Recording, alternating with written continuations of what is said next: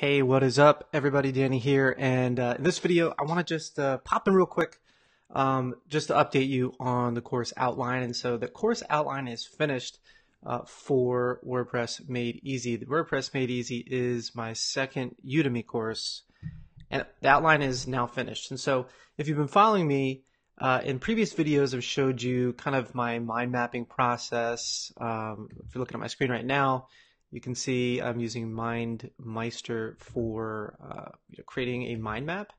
And what that does is it just allows me to brainstorm and very quickly and just to get ideas out and onto a canvas and organize them as fast as possible. So I've done that, and I've had to readjust things here and there, but that's the beauty of a mind map because you can get it done really fast. So once I did this, then the next thing I went to is my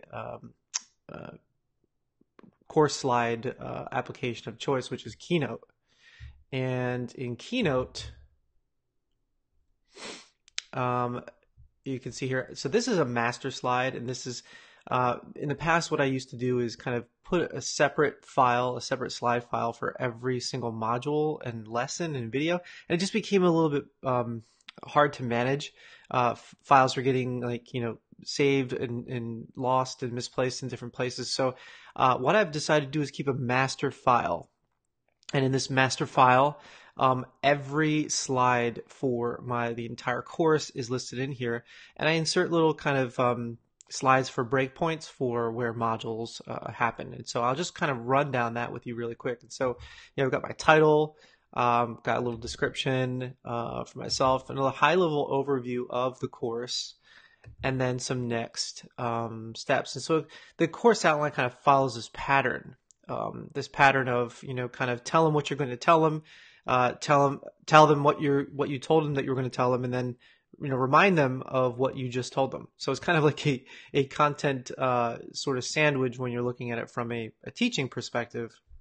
You're really trying to reinforce everything that it is that you're showing and teaching them. But the most important thing, if you're doing online courses, is that take action step, right? And so making sure that stuff is in there as well. So some of the things that I find that have helped me in this outline process are having these kind of breakpoints here for module 1, but most importantly, having these little kind of cue cards. These are this is where I need to include some notes for when I shoot the video for, in this case, wireframing for a website, and then high level touch points to discuss and talk about in the video, because the last thing you want to do is just put a huge list together of everything that you want to cover, because then when you try to record the video, I know I've done this in the past, it does not come out the way that you want it to, and you spend a lot of back and forth time,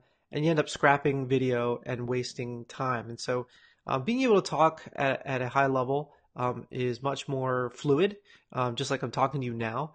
And you don't have to, if you do too much prep, there is such a thing of doing too much prep.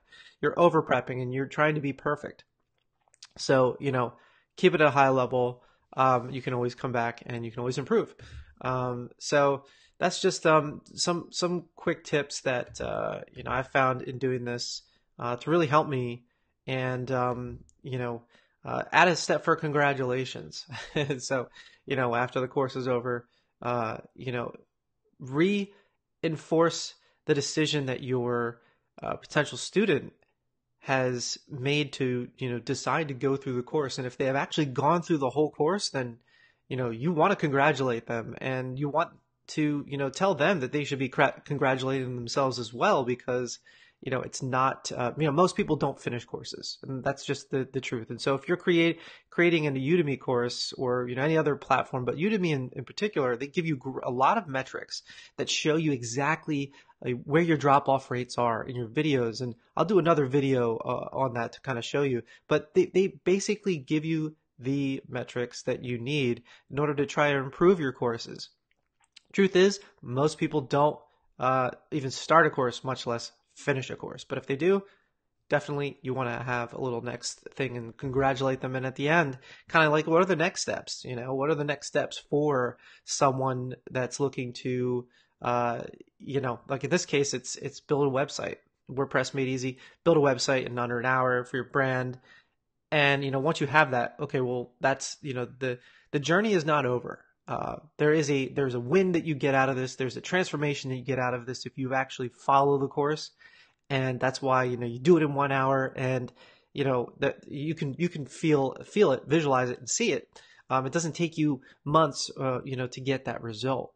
And so, what are the next steps? Well, the next steps would be, you know, looking at a bonus video. Like, you know, there's some affiliate options and offers that I can, you know, kind of place within this, with things that I use, such as my hosting provider, themes, paid themes that I use, and things that I can just really add more value to, you know, to the course and to the person who's really taking action.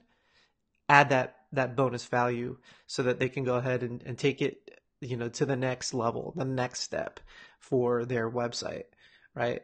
And who knows, you know, maybe a course on some of these other topics will spawn from that and kind of lead them into that. So, you know, if this course I'd ever wanted to make this course kind of like a you know, loss leader and make it a free course. You know, I can make it free and people can go through it in an hour. They get their website up, and then guess what? I've got all these other courses that kind of naturally lead them in to, you know, purchasing those courses because they've already gone through my course. They already know, like, and trust me, and they already have gotten substantial value and a website up in like, you know, no time, you know, 1 hour. Is, you know, I don't know many people that can, you know, promise that. And so as long as they've taken action, they see the value, they're like, you know, totally going to be into getting another course from me at a discounted price, especially if they got this one for free, right? So anyway, those are some potential things to think about as you're building your course outline and your courses in general. So now for me, I should put a slide here for, I should just put a slide here for, you know, next steps for me. And that would be next steps.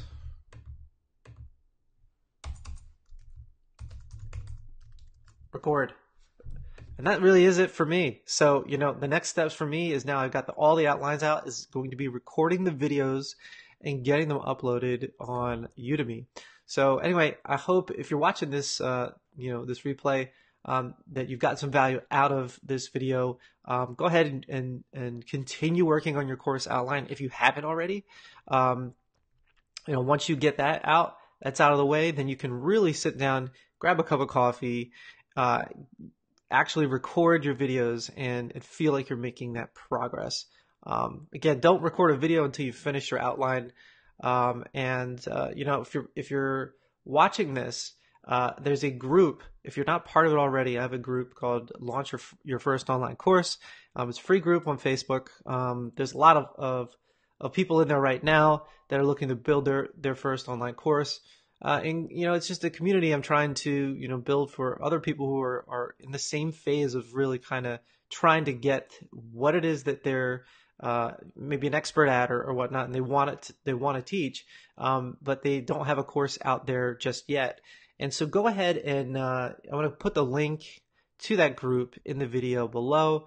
If you you know, are looking for a group of like-minded individuals who are creating their first online course, go ahead and give it a join, and look forward to seeing you on the inside there. But anyway, have a wonderful day, and I'll see you in the next video. Take care.